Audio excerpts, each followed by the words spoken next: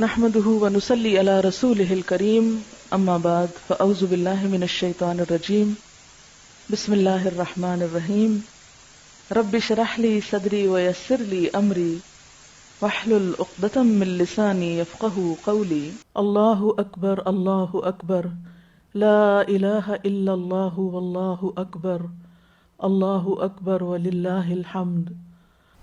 ابن الجوزی نے ایک مثال بیان کی ہے، وہ کہتے ہیں کہ ابلیس بعض عبادت گزاروں کے اوپر مسائل کو خلط ملط کرتا ہے، ان کو کنفیوز کرتا ہے۔ ابلیس نے عبادت گزاروں کی ایک جماعت پہ معاملہ کچھ یوں کنفیوز کیا کہ جس کی وجہ سے انہوں نے بہت زیادہ قیام اللیل شروع کر دیا۔ کچھ لوگ ساری ساری رات جاگتے، قیام اللیل پہ خوش ہوتے، چاشت کی نماز پہ خوش ہوتے، اس سے زیادہ کہ وہ فرائض ادا کر کے خوش ہوں، یعنی وہ اپنے نوافل پہ زیادہ خوش ہیں فرض ادا کرنے کے بجائے۔ اور کبھی وہ فجر سے تھوڑی دیر پہلے لیٹ جاتے اور سو جاتے اور فرض نماز چھٹ جاتی، یعنی ساری رات قیام کیا اور پھر کہا تھوڑا سا آرام کر لیتے، اور ایسا آرام کیا کہ فجر بھی گئی۔ یا وہ اس وقت اٹھتے جب وہ اپنی نماز کی تیاری کر رہے ہوتے تو ان سے باجماعت نماز چھٹ جاتی، کیونکہ وہ رات کی عبادت کر کر کے اتنے تھکے ہوئے ہوتے، یا اتنا لیٹ اٹھتے کہ پھر صرف فرض ہی ادا ہوتے۔ یا وہ ساری رات نماز پڑھنے کی وجہ سے اتنا سست ہو جاتے کہ گھر کے افراد کے لیے کمانے کے قابل نہ رہتے اور سارے کام چھٹ جاتے۔ ابن قیم کہتے ہیں کہ اللہ نے انسان کے کم درجے کے اعمال میں مصروف ہو کر زیادہ درجے کے اعمال کو چھوڑ دینے کو شیطان کی گھاٹیوں میں سے گھاٹی قرار دیا، یعنی بڑے کام چھوڑ کے چھوٹے چھوٹے کاموں میں لگے رہنا شیطان کی گھاٹیوں میں سے گھاٹی۔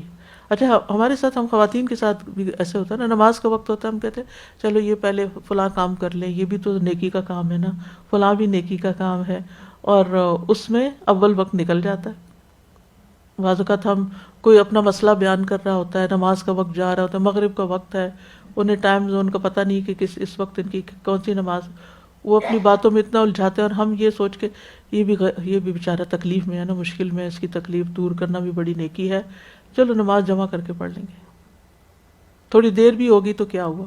نہیں، آپ اس کو اس وقت کہہ سکتے ہیں معافی چاہتی ہوں، اس وقت تھوڑا سا مجھے بریک دیں، میں نماز ادا کر کے دوبارہ آپ سے بات کرتی ہوں، اور نماز اپنے وقت پر ہی ہو۔ افضل اعمال صرف کچھ کرنا ہی نہیں، بلکہ یہ دیکھنا ہے کس وقت کر رہے ہیں، کیا کر رہے ہیں، ہماری صلاحیت کی ہے، ہماری کیفیت کیا ہے، ہماری نیت کیا ہے، ہمارا ارادہ کیا ہے، ہم اس کے بدلے میں کیا چاہتے ہیں، اور کیا زمان ہے، کیا مکان ہے، ان سب چیزوں کو مد نظر رکھنا ہوگا۔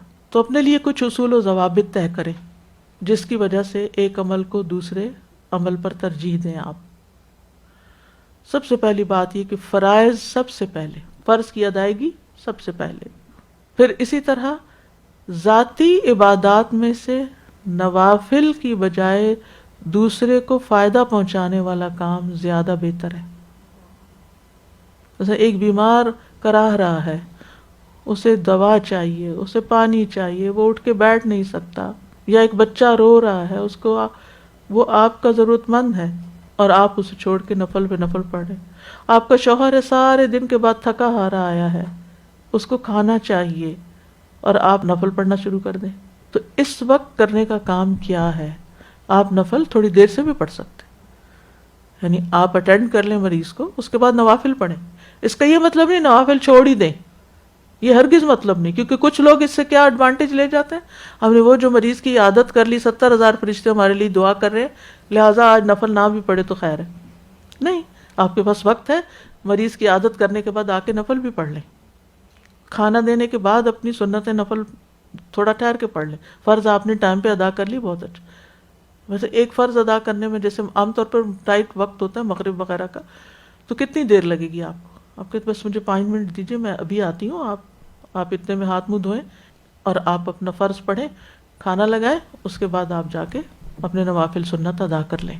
ان چیزوں کا تعلق حکمت سے ہوتا ہے، نہ اول وقت گیا آپ کے فرض کی ادائیگی کا، اور نہ آپ کے نوافل چھوٹے، اور آپ نے اپنی عبادت پر دوسرے کی خدمت کو ترجیح دی۔ اسی طرح علم حاصل کرنے کے وقت اور ادھر ادھر کے کام کرنا، تو یہ بھی اپنے ساتھ زیادتی ہے۔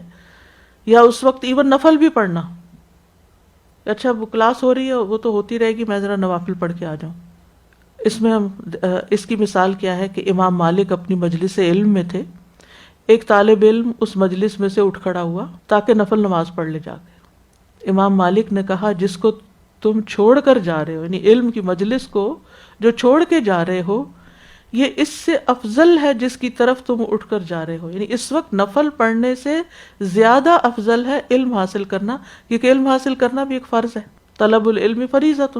تو یہ موقع اس وقت کا ہے۔ اب تو اور بھی زیادہ فتنے ہو گئے نا، ہم کہتے ہیں ہم وہ آن لائن سن لیں گے، بعد میں آڈیو سن لیں گے، پھر دیکھ لیں گے، لیکن وہ کہاں سنی جاتی ہے پھر؟ کیا ہم سب کے ساتھ یہ نہیں ہوتا کہ کوئی بہت اہم چیز ہم نے مس کر دی کہ اچھا بعد میں کر لیں گے، اور پھر وہ ہمیشہ کے لیے رہ ہی گئی اور ہم نے وہ چانس کھو دیا۔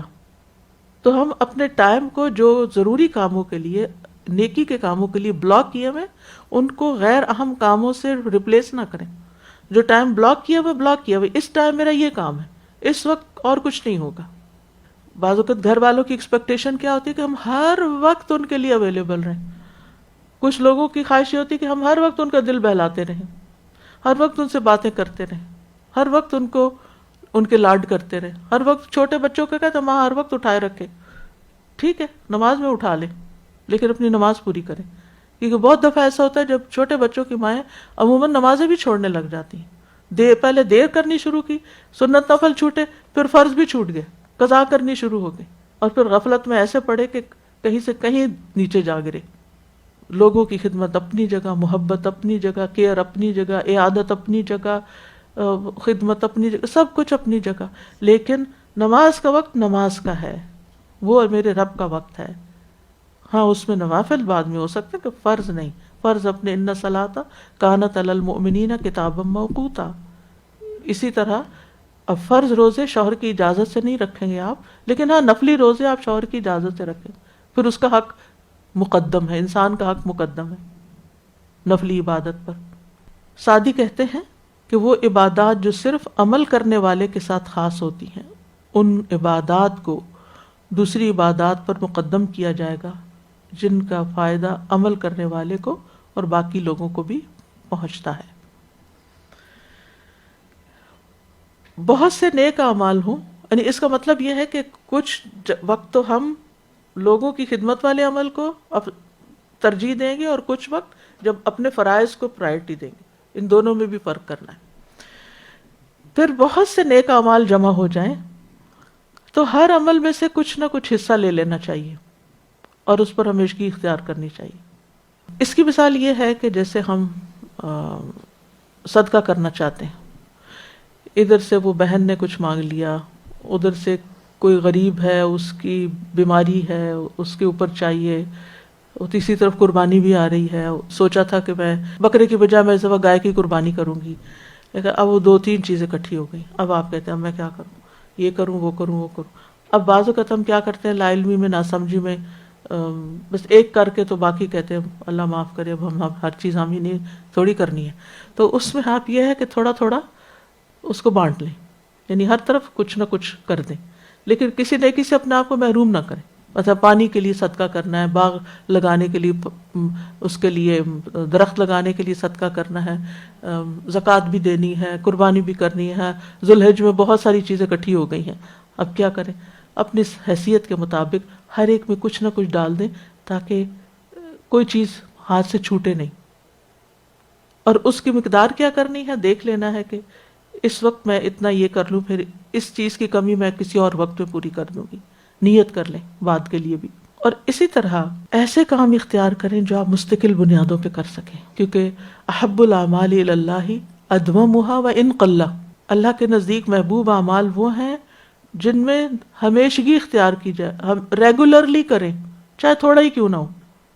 مثلا منتھلی آپ باندھ لیں، غریبوں کو کھانا کھلانا ہے، پانی پلانا ہے، بیمار کے لیے کچھ کرنا ہے، تعلیم کے لیے کچھ کرنا ہے، کسی کا قرض ادا کرنے کے لیے کرنا ہے، کسی یتیم کے لیے یعنی مختلف جو نیکی کے کام ہیں، مثلا صدقات میں سے، وہ آپ اس میں اپنے لیے خود اس کو پلان کر سکتے ہیں۔ اسی طرح جس عمل کی فضیلت کسی خاص وقت کے ساتھ جڑی ہے وہ اس وقت زیادہ کرنا چاہیے۔ مثلا آپ دن میں بہت سے اذکار کرتے ہیں اور عام طور پر آپ کی عادت ہے درود شریف پڑھنے کی، مثلا ہوتا ہے نا کچھ لوگ زیادہ درود پڑھتے ہیں، کچھ تسبیح زیادہ پڑھتے ہیں، کوئی اور زیادہ ذکر کرتے ہیں. اب آگے عشرہ ذی الحجہ، اب کیا زیادہ کرنا ہے؟ تکبیرات زیادہ کرنی ہے. جمعے کا دن آ گیا، درود شریف زیادہ کر دینا ہے. ٹھیک ہے، تو جو کام جس وقت کے لیے ہے اس وقت وہ زیادہ بہتر کرنا. اچھا رمضان آ گیا، آخری عشرہ آ گیا، زیادہ افضل کیا ہے؟ اعتکاف، عبادت. اگر اعتکاف نہیں کر سکتے 10 دن جم کے تو زیادہ رات کا قیام زیادہ کر دیں. اس وقت تعلیم اور تعلم کا کام کم کر دیں، یا اس کو چھوڑ بھی سکتے ہیں آپ. امام مالک رمضان کے مہینے میں حدیث کی مجلس چھوڑ کر قرآن کے پڑھنے کو ترجیح دیتے تھے. اگرچہ تعلیم دینا بہت افضل کام ہے، لیکن نبی صلی اللہ علیہ وسلم آخری عشرے میں کیا کرتے تھے؟ اعتکاف کرتے تھے نا، تعلیم کا کام چھوڑ دیتے تھے. الا یہ کہ کوئی ایسی مشکل ہو، کوئی ایسی چیز ہو کہ لوگ بالکل لا علم ہے، لا بلد ہیں، یا ان کی ضرورت ہے، یا وہ اسی وقت ہی آپ کی طرف متوجہ ہوئے ہیں، تو پھر آپ تھوڑا سیکریفائس کر لیتے ہیں. یا کوئی ایسی شدید ضرورت پیش آ گئی، کوئی ایمرجنسی کی کیفیت ہے، جیسے وہ حضرت عبداللہ بن عباس کی شاید روایت ہے کہ کسی ضرورت مند کے ساتھ اس کی ضرورت کے لیے جانا مجھے 1 مہینے کے اعتکاف سے زیادہ بہتر ہے. کہ آپ اپنی عبادت کی پوری نیت کر چکے تھے، میں نے اس سال اعتکاف ضرور کرنا ہے، اتنے میں اللہ نہ کرے کوئی گھر میں بیمار ہو گیا، اب آپ فرسٹریٹ ہو رہے ہیں، یہ کیا، یہ اب بیمار ہیں، مجھے ان کو دیکھنا پڑے گا، مجھے ہاسپٹل لے جانا پڑے گا، میرا اب ساری عبادت میری تو گئی، میں نے تو یہ سوچ رکھا تھا، اب یہ کیا ہو گیا میرے ساتھ. نہیں، اللہ کی طرف سے ایسا ہوا ہے، امتحان ہے، خوش دلی سے اس کو قبول کر لیجئے. اور اگر کوئی آلٹرنیٹ ہے، کوئی ارینج کر سکتے ہیں ان کے لیے آن پیمنٹ یا کسی بھی طرح ارینج کر دیجئے. یعنی بعض اوقات ایسا بھی ہوتا ہے نا، اللہ نے وسائل دے رکھے ہوتے ہیں، تو ہر کام آپ نے خود ہی تھوڑی کرنا ہوتا ہے. آپ نے اپنا ایک چیز سیٹ کی تھی، آپ وہ کر لیں. تو آپ اس وقت مثلا فی سبیل اللہ کچھ صدقہ کرنے کی بجائے اس کام کو جو آپ کو عبادت کی راستے میں رکاوٹ بن رہا ہے اس کو آن پیمنٹ کروا لیں، تاکہ آپ کا وقت بچ جائے اور آپ اس وقت میں وہ کر سکیں جو اس وقت کرنا زیادہ افضل ہے. وہ پیمنٹ بالکل صدقہ کاؤنٹ ہوگی. یعنی جب ہم اپنی ذات پر بھی بعض اوقات خرچ کرتے ہیں کسی بیماری کے علاج کے لیے، ایون کھانے کے لیے بھی، وہ کیا ہے افضل صدقہ اپنے گھر والوں پہ خرچ کرنا. تو اگر ایک عورت خود نہیں کماتی اور ہسبینڈ اس کے لیے سہولت فراہم کرتا ہے کہ کسی بھی قسم کے کام کو کروانے کے لیے، تو وہ ہسبینڈ کی طرف سے بھی صدقہ شمار ہوگا. اور اگر وہ وائف کے ہاتھ میں دیتا ہے، وہ اپنے ہاتھ سے دیتی ہے، وہ دونوں کی طرف سے ہو جائے گا. تو یہ چیزیں ہمیں معلوم ہونی چاہیے، اور اس وقت پھر تسلی رکھنی چاہیے. پھر یہ نہیں کہ اندر اپنے جلن گڑن کرنا شروع کر دی گئی، یہ کیا میرے ساتھ ہی ایسا ہوا، باقی سب لوگ تو مزے کر رہے ہیں. اور آخری رمضان میں عمرہ کس کے برابر ہے؟ حج کے برابر. تو آپ کوشش کرتے ہیں کہ رمضان میں عمرہ کر لیں، کیونکہ عام دنوں سے زیادہ اجر و ثواب کا. اب وہ کووڈ ہے، اب وہ حرم بند ہو گیا ہے، اب بجائے فرسٹریشن کے آپ اگر ریگولرلی یہ کام کرتے رہیں تو اللہ تعالیٰ آپ کا ویسے بھی لکھ لے گا، اور آپ اس وقت کو کسی اور اچھے کام میں استعمال کر لیں، مزید عبادت کر لیں. پھر اسی طرح بعض اوقات یہ ہوتا ہے کہ آپ نفل پڑھ رہے ہوتے ہیں اور نماز کے بعد آپ کے اذکار ہیں، کچھ چیزیں باندھی. بعض اوقات مخصوص ہوتے ہیں نا، جیسے عصر کے بعد ایک عبادت کا وقت ہے، یعنی جیسے دن کا اول حصہ عبادت کا نا، ایسے دن کا آخری حصہ بھی، خاص طور پر جمعے کا دن، کہ اس کی عصر کے بعد سے مغرب تک کا سارا وقت بہت افضل وقت ہے دعائیں مانگنے کے لیے. اب آپ بیٹھے تھے دعا مانگنے، اتنے میں آگے مہمان، اب آپ فرسٹریٹ ہو رہے کہ اب مجھے ان کے پاس بیٹھنا ہے، اب مجھے یہ چائے پکانی ہے، اب مجھے فلاں کرنا ہے. نہیں، کچھ بھی نہیں، آپ تسلی سے رہیے. اب اس وقت آپ کا ان کو اٹینڈ کرنا جو ہے، اللہ یہ کہ فضول باتیں ہوں تو وہ تو ایک الگ بات ہے، لیکن اگر کوئی ویسے اللہ کی خاطر آپ سے ملاقات کرنے آیا ہے، آپ اس کے ساتھ بیٹھتے تو اس کی نیت کر لیجئے یہ اللہ کی خاطر ملاقات ہے، تو آپ کو اس کا بھی اجر مل جائے گا، تو اس وقت وہ مقدم کر لیں. اسی طرح اگر دشمن مسلمانوں پر حملہ کر دیتا ہے تو اس وقت اس کا مقابلہ کرنا وہ زیادہ افضل ہوگا بنسبت اس کے کہ اس وقت انسان صرف تسبیح لے کے بیٹھ جائے اور پڑھنا شروع کر دے. تو یہ دیکھنا چاہیے کہ کس وقت، اور یہ ان سب چیزوں کا تعلق حکمت سے. وَمَن يُؤْتِ الْحِكْمَةَ مَن يَشَاءُ وَمَن يُؤْتَ الْحِكْمَةَ فَقَدْ أُوتِيَ خَيْرًا كَثِيرًا. پھر اسی طرح وہ عمل جس میں دل کی اصلاح ہو، نیت بہتر ہو، وہ مقدم ہے. یعنی وہ کام کر کے جس سے آپ کا تزکیہ ہوتا ہو، آپ کے اندر شکر پیدا ہو، آپ کے اندر اللہ کی محبت بڑھ جائے، آپ کا دل ایمان سے بھر جائے. وہ عمل افضل ہے. جو بھی نیکی کے کام ہے، عبادات کے کام ہے، اس میں حقوق العباد متاثر نہ ہو. یہ بھی یاد رکھیے کہ کس کا کتنا حق ہے، کیونکہ بعض اوقات ہم اس کو اتنا بڑھا دیتے ہیں حقوق کو کہ پھر اپنے حقوق بھی ختم کر دیتے ہیں اور اللہ کے حق بھی مار دیتے ہیں. نمازیں چھوڑ دیتے ہیں، اپنی کیئر کرنا چھوڑ دیتے ہیں. کیا ہے جی، ہم حقوق العباد ادا کر رہے ہیں اور پھر وہ ایسے جا گرتے ہیں کہ کچھ کرنے کے قابل نہیں رہتے. تو ہر چیز ایک لمٹ کے اندر. عبداللہ ابن عمرو ابن العاص کہتے ہیں رسول اللہ صلی اللہ علیہ وسلم نے فرمایا، اے عبداللہ، مجھے بتایا گیا کہ تم دن کو مسلسل روزے رکھتے ہو، رات کو مسلسل قیام کرتے ہو. میں نے عرض کیا اللہ کے رسول میں ایسا ہی کرتا ہوں. آپ نے فرمایا ایسا نہ کرو، روزہ بھی رکھو، چھوڑ بھی دو، رات کو قیام بھی کرو، آرام بھی کرو. تمہارے جسم کا بھی تم پر حق ہے، تمہاری آنکھوں کا بھی تم پہ حق ہے، تمہاری بیوی کا بھی تم پر حق ہے. تو ان حقوق کو بھی ادا کرنا ہے، یعنی ان ساری چیزوں کا دھیان رکھتے ہوئے افضل اعمال کی طرف بڑھنا ہے. تو اللہ تعالی ہمیں عمل کی توفیق عطا فرمائے. السلام علیکم ورحمۃ اللہ وبرکاتہ.